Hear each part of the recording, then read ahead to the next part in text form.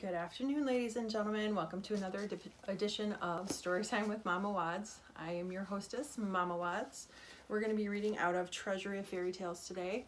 We're going to be reading another edition of The Three Little Pigs, and this one is illustrated by Rob Lewis. It's the traditional version. Okay. Once upon a time, there lived an old sow who had 3 little piglets, and as soon as they were old enough, she sent them out into the world to seek their fortunes. The first little pig met a man carrying a bundle of straw. "Please, sir, give me that straw to build a house with," said the first little pig. The man gave him the straw, and the little pig set to work to build himself a house. It wasn't very strong, but it looked good. No sooner had he finished it than along came a big gray wolf, who knocked at the door of the little straw house and said, little pig, let me come in." "No, no, no, not by the hairs of my chinny chin chin," squeaked the little pig in a great fright. "Then I'll huff and I'll puff and I'll blow your house in," growled the wolf. And he huffed and he puffed and he blew the house in and he gobbled up the little pig.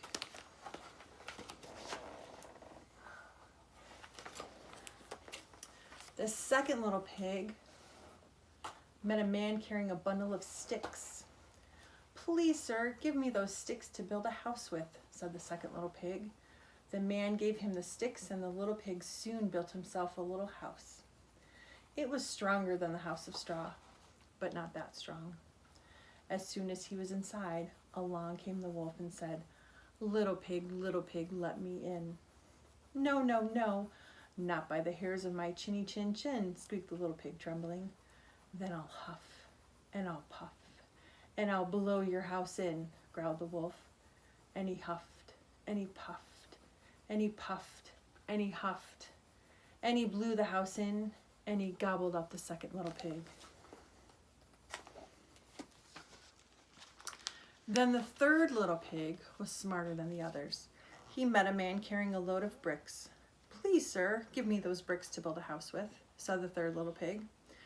The man gave him the bricks, and soon the little pig had built himself a fine, strong house. The wolf came along to his house too. He knocked on the door, saying, little pig, let me come in." "No, no, no, not by the hairs of my chinny chin chin," squeaked the little pig, not at all frightened of the wolf. "Then I'll huff and I'll puff and I'll blow your house in," growled the wolf.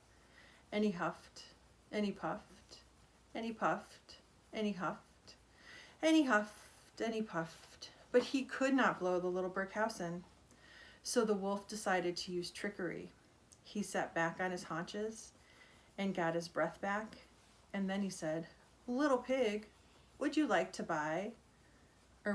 some fine big turnips?"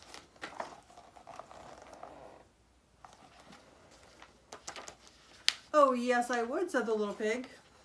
"Then come with me to Farmer Brown's turnip field early tomorrow morning," said the wolf, "and we will collect enough for both of us. I'll come and fetch you at 6 o'clock. "Very well," said the little pig. "I'll be ready for you." But the little pig got up at 5 o'clock the next morning, and he went to the field, got a great sack full of turnips, and went back to his house again before the wolf arrived. "Little pig, are you ready?" asked the wolf. "Ready?" answered the little pig. "Why, I've been and come back again, and got a nice potful for dinner."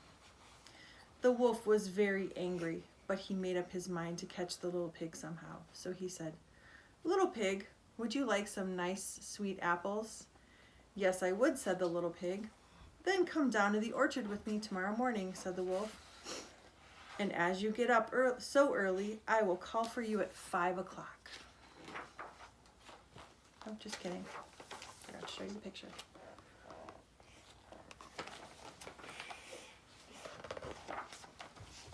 "I'll be ready," said the little pig.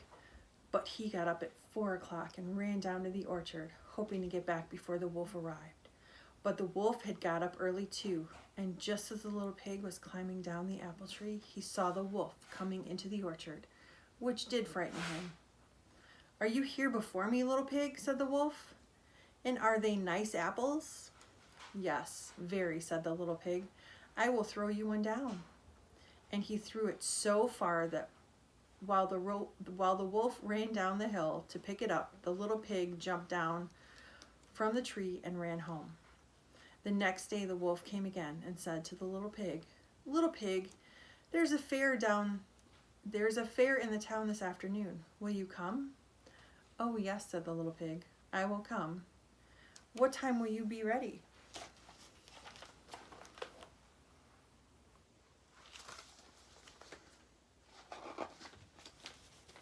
"At 3 o'clock," said the wolf.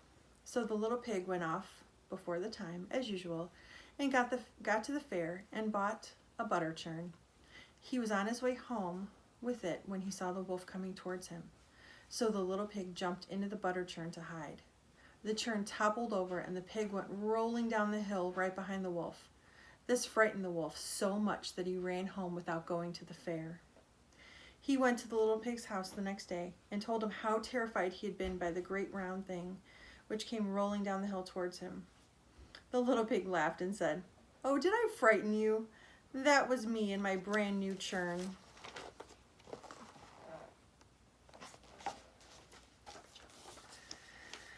That made the wolf very angry indeed, and he jumped up onto the roof of the little house, snarling that he would get down the chimney to gobble up the little pig.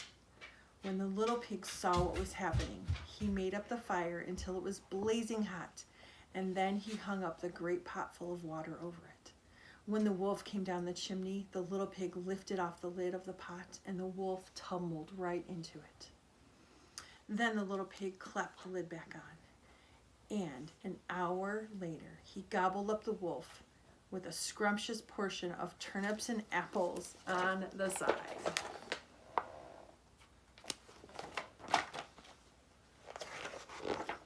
The end. All right. Thank you for listening to another edition of Mama Wads Reads Fairy Tales. We will be bringing you another one tomorrow. It will be another version of The Three Little Pigs. Thank you for listening and have a wonderful day.